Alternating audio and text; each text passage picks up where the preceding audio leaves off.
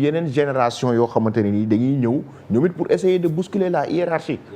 il le faut absolument il le faut et moi je pense que quand même bu dee Sénégal nag xëy na fi ñu jëm si 3-5 ans yi di ñëw mun nañu amagum yaakaar ci Amara Diouf. moom laay wax ni c'est-à-dire bon peut-être que Amadou Diouf c'est vrai mais par rapport ak ñi fi nekkagum. pour le profil de Sadio Mané man je mise sur Amara Diouf. pour le profil de Sadio Mané. ñi seetaan nañ ma wax seen xalaat ci loolu. Amara Diouf man je mise pour le profil de Sadio Mané d'ici quelques années quelqu'un qui peut porter le Sénégal pourquoi pas Amara Diouf s'il est bien encadré.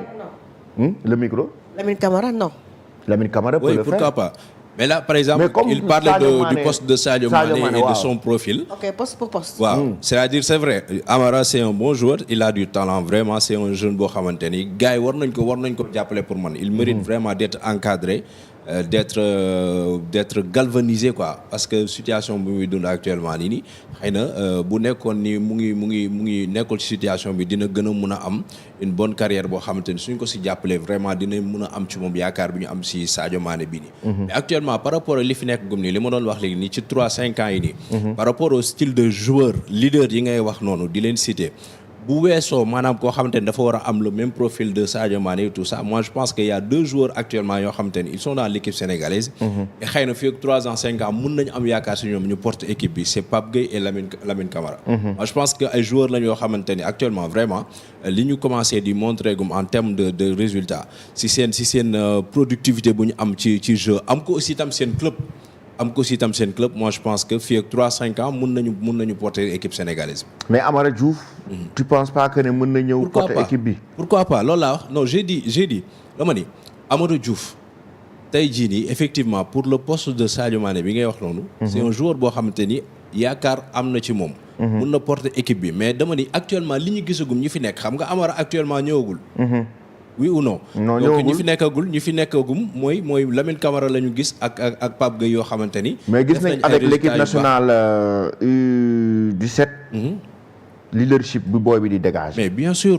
c'est extraordinaire. tout comme Fallou Diouf ci défense bi. Fallou c'est un leader. cette génération boobu. génération bu baax la. cette génération boobu Mara yónnee naa la photo Amara Diouf.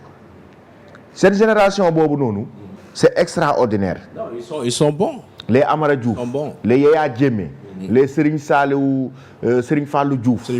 Oui. mais tey aujourd'hui tu penses pas que un Amara Diouf war na mën a gagner Sénégal CAN yi di ñëw ci kanam. pourquoi pas. xoolal ni ko Lamine Yamal pourtant ñun au Sénégal on a tendance à dire que le joueur il est très jeune. on a tendance à dire que non. il doit apprendre xale la.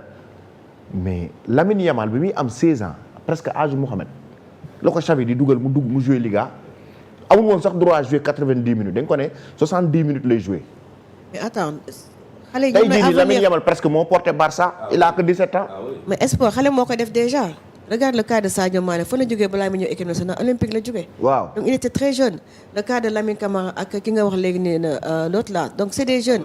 Amara Diouf donc c'est des jeunes ba nekk bu ñu wax la relève nag du pas koy def jeune moo koy def donc je pense que c'est la relève qui doit pouvoir porter li nga xam ne moom mooy équipe nationale bi. y a Aboussi qui nous dit que Amara est plus fort que Sadio Mané Nation 221 moom nee na Amara est un bon joueur mais il est victime de mentalité africaine dafa teel xale la du coup il tarde à s'exprimer effectivement donc on lui a pas encore donné le temps d'exprimer son talent comme il faut mais Amara s'il est bien encadré et que moom aussi mu am benn professionnalisme bu mu am benn niveau bu muy jouer mu performant Amara peut vraiment amener le Sénégal très loin parce que c'est un jeune en termes de potentialité j'ai vu un talent exceptionnel en lui de par sa vitesse de par sa percussion bu mu am mais efficacité bu mu am devant le but c'est exceptionnel donc Amara et son caractère aussi leadership parce que c'est pas pour rien aujourd'hui ñu def la capitaine équipe nationale U17 tu es le capitaine à l'époque il avait 15 ans ou 16 ans ñu jox la brassard de capitaine donc tey day wane ne booy bi am na benn vision am na lu mu bëgg te am na lu mu mën en plus son père aussi c'est un encadreur Adi Diouf c'est un encadreur donc c'est lui xam nga moo formé le Pape Cheikh Diop waaw bi ne woon moom espagnol la du sénégalais moom Adi Diouf moo ko formé woon xam nga Aliou Cissé tamit yàgg na indi coow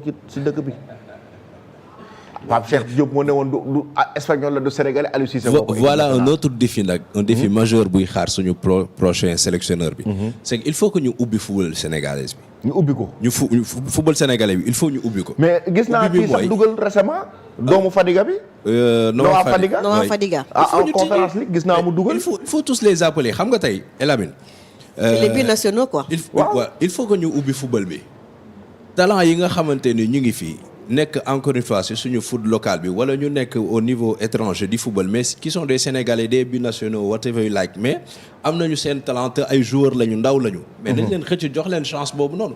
avec maintenant cadre yi nekk ci équipe bi cadre yi dañ leen di boot c'est-à-dire cadre yi li ñu nekkee tey c'est dans une dynamique de transmission bu ñu nekk ñoom. mooy maanaam tey ku mel ni Sadio Mané xam-xamam expérience am. ak mun footballam moom lay transmettre Amara. tey ku mel ni Gana Gueye loolu lay transmettre Lamine Camara loolu lay transmettre beneen jeune boo xamante ne day ñëw ku mel ni Kalidou Koulibaly tey loolu lay transmettre ki nga xam ne moo di Fallou Diouf. c'est-à-dire il faut que ñu créer synergie boobu noonu la génération montante ñu jël leen commencer di leen intégrer moi je pense que tey jii lii gën a xaar le prochain sélectionneur mooy mu xam ni suñu football bii tey wax dëgg yàlla on a besoin à ce que ñu am benn alchimie.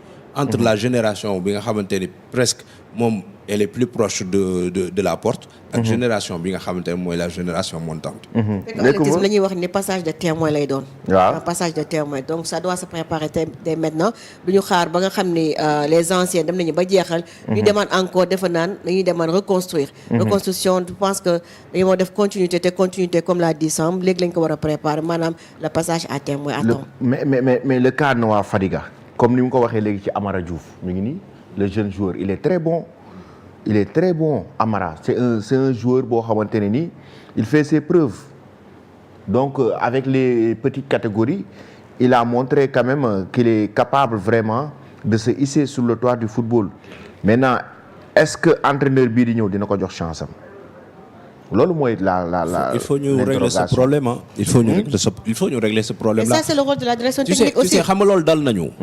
oui parce que on a beaucoup de latéraux qui sont tellement bien ci suñu championnat local bi. justement Mara yónnee naa la Noah Fadiga. non oui et même Noah Fadiga tey jii nii imaginez suñu latéraux yi ñu am fii nii. ak talent bi ñu am suñu leen teeloon jël sous l'ère Sabali. waaw avant que Sabali di jël sa retraite mais Sabali mënoon na leen jot a jox li mu xamagum. c'est-à-dire moom fi may waxee mooy tey jii joueur bi même bu fubalul sax jox ko possibilité mu am benn rapprochement entre moom ak cadre bi nga xamante ni. ñoom ñaar ñoo bokk poste bu ñuy jouer. et ça loolu rôle direction technique la c'est pas le rôle de l'entraîneur. waaw bon c'est le rôle de la direction technique franchement. direction technique moom ñoom na war a dem pister les jeunes joueurs. susceptibles nga xam ne ils peuvent apporter quelque chose à l'équipe nationale. ah oui c'est ça c'est clair non direction technique bi moom lay wax non seulement liggéey boobu mu ngi koy xaar mais quand je dis par exemple par rapport ak li nga xam ne moo di classement booy teg wala benn jour boo may chance là c'est le coach qui décide. le Noah qui fait son choix. tey jii war nañu mën a vraiment indiwaat du sang neuf quoi. sur le côté droit certains Sénégalais réclament Noah Fadiga. non je sais pas ce qu'il vaut mais on le réclame souvent ce Noah Fadiga là. waaw mais je sais pas Samb yow tu as l'habitude de suivre. mais il est bon hein. il est bon mais boobu ba léegi depuis autant d'Aliou Cissé ah ñu ko wax ne na ñëw bay je sais pas qu'est-ce qui retarde son. venue en équipe nationale en tout cas man maa seetaan benn interview papa muy wax comme quoi que ne moom sax moom moo choisir pour jouer latéral mais il a même les capacités de jouer excentré parce qu'il est techniquement il est bon. donc woowoon nañ ko fi comme gis ni ngeen ko gisee nii. avec parce que une fois lañ ko fi woon. waaw avec il n'est plus revenu avec Iliman Ndiaye nii mais il n'avait pas joué on n'avait pas en tout cas on lui a pas donné l'opportunité de jouer avec le Sénégal mais Noah Fadiga reste quand même un très bon joueur il reste un très bon joueur boo xamante ne nii quand même quoi qu'on puisse dire. en quoi entraîneur bi ñëw moom il a du pain sur la planche. parce que aujourd'hui sur le côté droit. il a du pain. Formose ne fait pas satisfaction quand même. gis nañ qu'il y a eu des vagues de critiques. mais Elamine après ces deux matchs. mais Formose c'est vrai xam naa gars yi critiqué nañ ko lu bari mais est-ce que li daloon Aliou Cissé.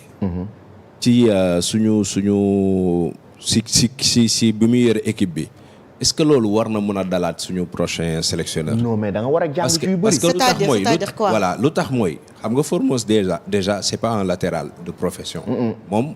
axe central la d'accord léegi quand on parlait du système de 3-5-2 de Aliou Cissé dañ ne le système en la matière c'est un très bon système mais on n'a pas mis les jours qu'il fallait yoo xamante ne am nañ compatibilité ak système boobu est-ce que donc le prochain sélectionneur warul corriger loolu pour que maanaam fooy teg joueur bu nekk mu nekk poste bi nga xamante ni mooy poste naturel boo xamante ni moom lay jouer c'est ça ma question. mais pour conforter ça li nga wax on avait invité fii benn je pense un entraîneur il dit que tous les systèmes gagnent.